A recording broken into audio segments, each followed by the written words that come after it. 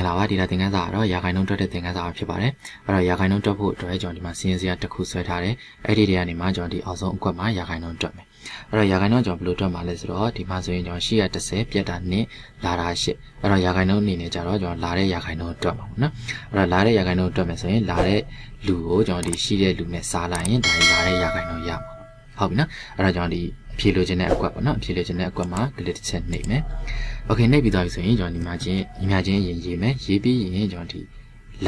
လာတဲ့ဟာပေါ့နော်လာတဲ့ဟာကျွန်တော် delete တစ်ချက်နှိပ်မယ်ပြီးသွားရင်ကျွန်တော်ဒီအစားသင်္ကေတပေါ့နော်အစားကျွန်တော်မြင်ဆောင်ပြီးသွားရင်ကျွန်တော်ရှိနေပြီးသွားရင် enter ခောက်လိုက်မယ်ဒါဆိုရင်ကျွန်တော်ဒီမှာ 0.8 တဲ့ဒါ 0.8 ကကျွန်တော်ဘာလို့ဖြစ်သွားလဲဆိုတော့သူကဒီ8ကို10နဲ့စားတော့ 0.8 ပေါ့နော်ဒါကကျွန်တော်တသမအနေနဲ့ပဲတွက်တာပြီးမှကျွန်တော်ဒီ percentage အနေနဲ့ပြောင်းအောင်ပါပေါ့နော်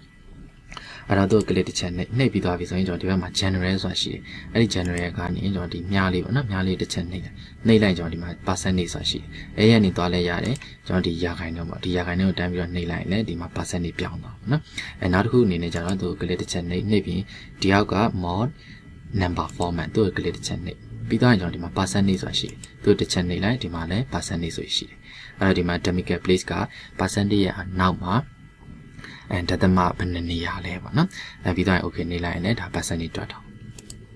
ဟုတ်ပြီအဲ့တော့ကျွန်တော်ဒီမှာတော့ဒီကနေမယ် percentage ကိုနှိပ်လိုက်မယ်ဒါဆိုရင်ကျွန်တော်ဒီမှာ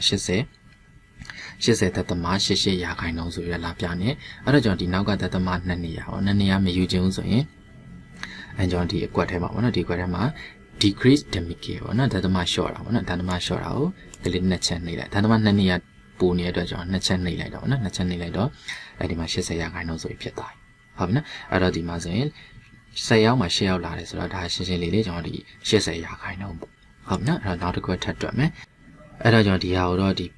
ဒီတစ်ခွက်တွက်ပြီးတာနဲ့ဒီဘက်ကိုဆွဲသွားလို့ရတယ်ဒါပေမဲ့ကျွန်တော်ဒီဟာကိုဒုတိယအကွက်ကိုထပ်ပြီးတွက်ပြတာပေါ့နော်အဲ့တော့သူအဖြေလို့ခြင်းတဲ့အကွက်မှာ click တစ်ချက်နှိပ်ပြီးသွားရင်ညီညာချင်းလာတဲ့လူကိုတီးပြီးတော့ရှိတဲ့လူနဲ့စားလိုက်ဒါဆိုရင်ကျွန်တော်ဒီမှာ88ရာခိုင်နှုန်းအဲ့တော့နောက်တစ်ခုဒီမှာတစ်ခါတဲ့ရာခိုင်နှုန်းပါတယ်နော်ညီများချင်း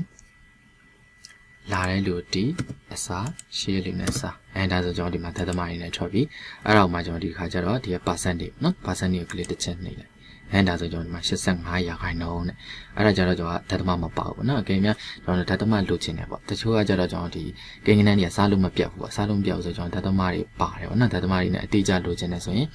ဒီကအခုကျဒသမမရှိဘူးဆိုတော့ increase ပေါ့နော်တိုးမယ်ဒါဆိုကျွန်တော်ဒသမတိုးလိုက်တော့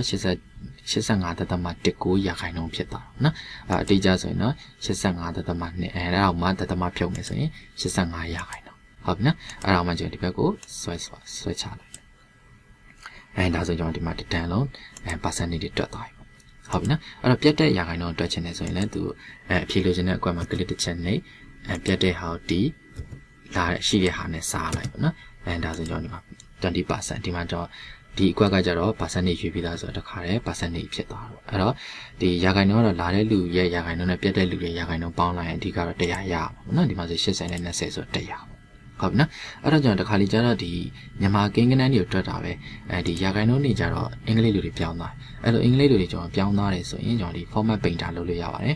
အဲ့တော့ကျွန်တော်ဒီမှာမြန်မာကိန်းဂဏန်းလေးပေါ့နော်မြန်မာကိန်းဂဏန်းလေး percentage တစ်ခုခုပေါ့နော်ဘာဖြစ်ဖြစ်ကျွန်တော်ရေးလို့ရတယ်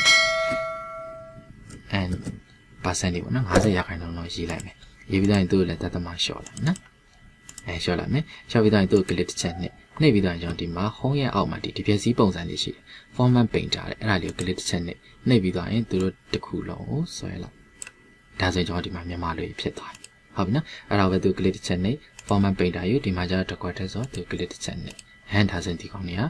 ကကျွန်တော်ဒီမြန်မာလို percentage ဖြစ်သွားပြီဟုတ်ပြီနော် okay ဒါဆိုရင်တော့ကျွန်တော်ဒီသင်ခန်းစာလေးကိုအားလုံးဆင်ပြေမယ်ထင်ပါတယ်